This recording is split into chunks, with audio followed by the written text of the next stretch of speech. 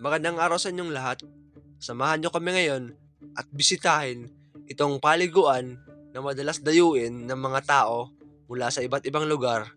Ito ay matatagpuan sa Mercedes, sa barangay ng Sungan.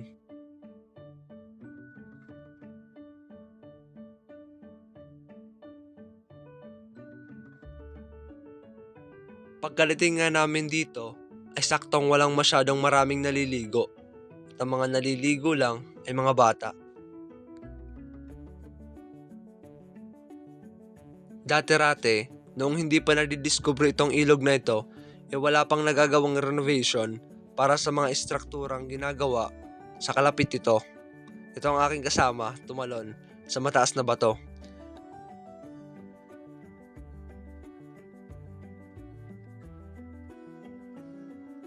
At ito naman po ay isang kuweba. Ito po ay